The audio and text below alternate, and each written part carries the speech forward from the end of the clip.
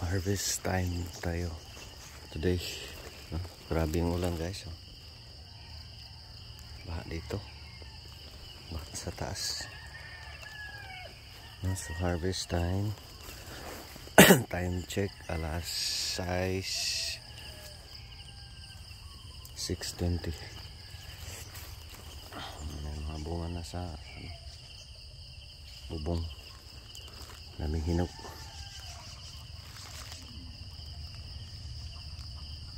Klaro guys, ano pa kasi malandong,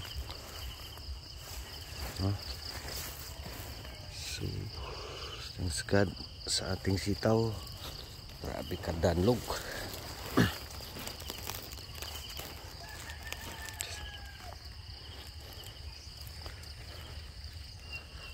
Nasa ito yung mukha ng ating sitaw, may bunga sa bubong.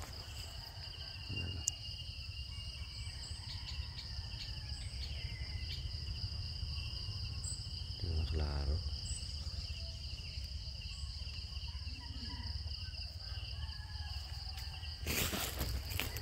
Tapos doon tayo sa baba nagsimula paangat na. So dito kailangan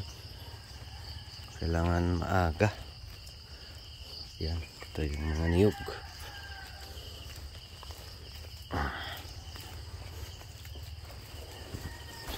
Ito yung problema sa niyugan.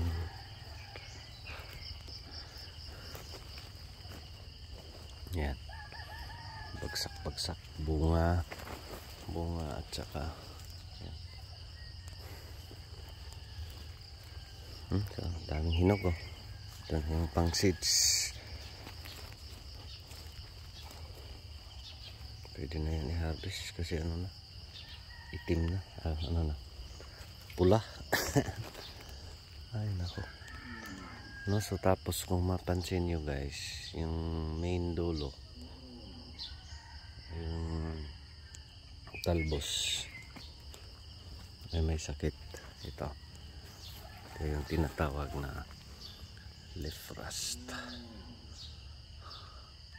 o bean rust, o sa Tagalog ano, kalawang. Sa kalawang sa sitaw. So yung leaf rust, paano solusyonan ang leaf rust? So ngayong madalas yung ulan, andyan yan. So dapat fungicides.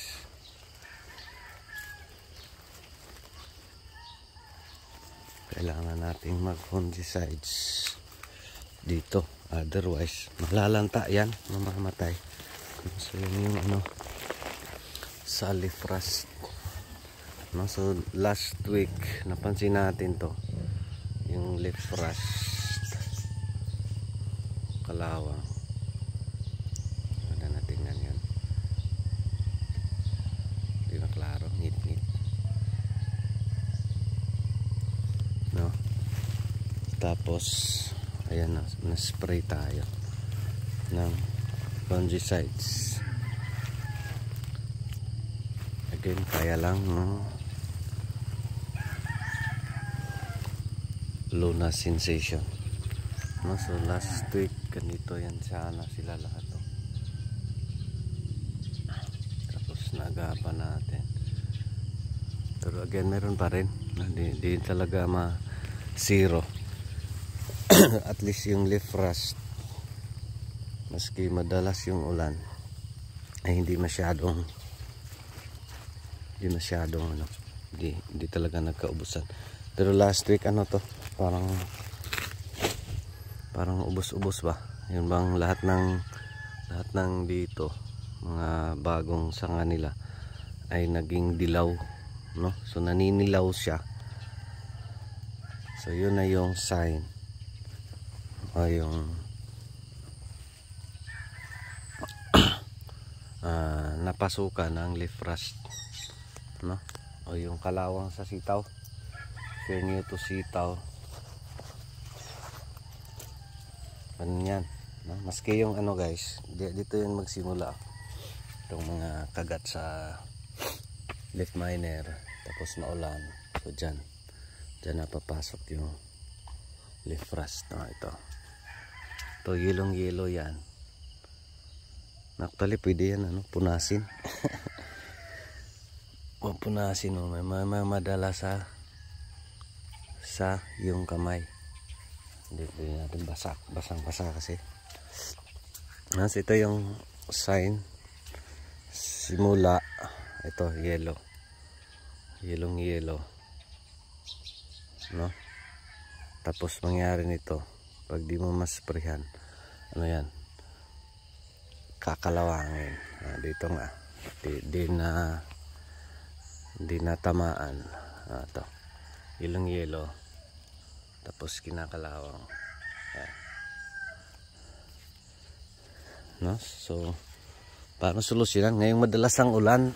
Na dito, iba na yung management sa fungicides. Ayan, parang nasusunog, no? Pero fungus yan, no? Ito mga ganito, yellow. Kasi nasprayan natin, di napuruhan, no? So dapat dikitan pa para mapahaba natin ang buhay, no? Pag ganito kasing sitwasyon na sobra na yung dalas ng ulan, yung presyo mura for now, no? Pero pag ganito yung sistema sa weather condition, so mangyari ay in 2 weeks time pwede magbago yung presyo, no? So yan yung nakikita natin dito sa sitaw.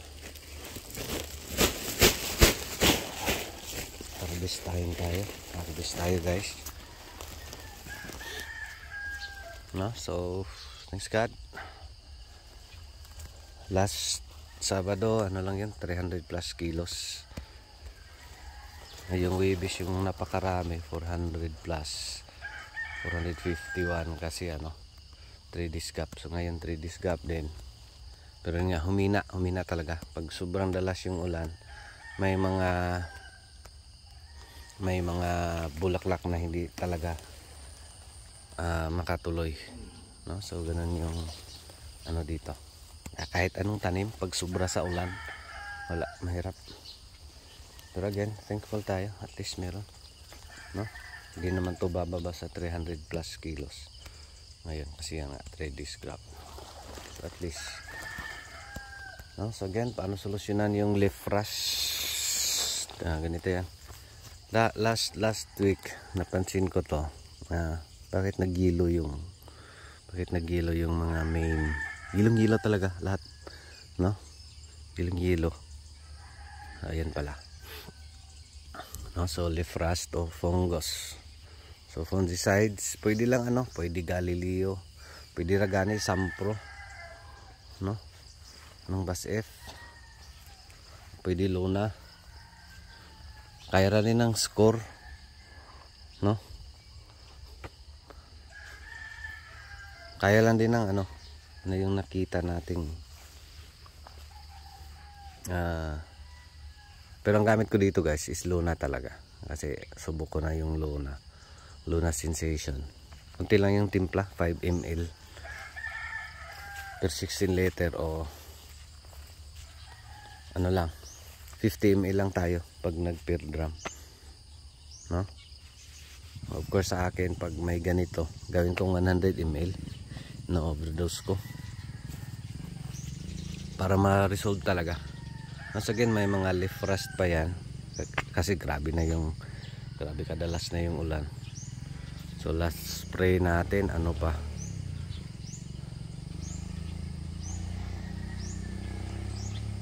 parang Tuesday pa ata, ngayon ay Tuesday, so nag 1 week na rin, Thursday, no? So ganito yan, kalawang. Pag di mo yan maagapan, talagang mamamatay kasi parang nasusunog. Andyan pa yung yan yung mangyari sa main talbos, ay yung mga talbos na bago kinakalawang, so nasusunog, namamatay, nalalanta, no? Pag di mo yan maagapan, sunog. Ganito dating ganon, so nakaspray tayo ng umangat, so okay na yung main dulo. Pag hindi yan naagapan, mangyari is masusunog yan. Katulad nito. Yan. Ano to? Ito yung yan, talbos. Bagong sanga. No? So need naman ng ano. Need naman tayo mag-spray. No? So tapos yung insecticides ko dito, ano lang, mura kasi. Mura yung presyo. At least 25. Kumbati na yung 25 dito sa sitaw. Ano lang, nag-me-to-me lang ako. Gamit natin yung atom. No? No, so yun lang. Update sa ating sitaw pangwalong harvest today. Thank you Lord. Tapos update sa area, napakaulan. Doon nga, ay ano, pakita natin dito. May mga tubod na dito guys.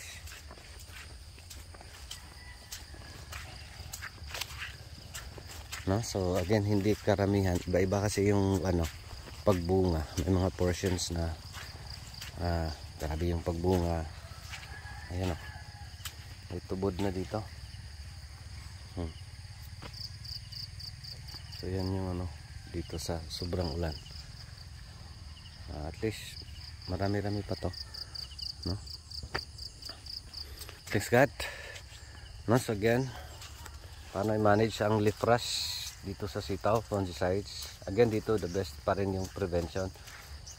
Pero pag madalas yung ulan, the best yung 2 times mag-spray ng fungicides. No? So yan yung management dito sa sitaw. No, so yun lang, maraming salamat. Mag-harvest pa ko guys, 6:40. So mahirap pag ganitong sitwasyon. Ano lang kasi kami, 3. Kasi si Magic Inting mag-hagpat doon sa Ampalaya. Maski makakuha na ng 70 kilos, okay na doon. Kasi napaka mahirap yung paglago. No, so yun lang, maraming salamat. Ito pa rin si Jupila Farmer, anak ni Matoy, ang farmer nga gwapo, suhito, may kahibalo, pan ay saba. Kaya manoon pa ko. Salamat and God bless. Thank you Lord. No, so ganito yan sila nagsimula guys. Tapos yung ano niya, yung mahangin, lalo silang mag ano, no? Basang-basa kasi. Dito yan nagsimula. Tapos madalas yung ulan, doon sila sa talbos. God bless everyone. Thank you Lord.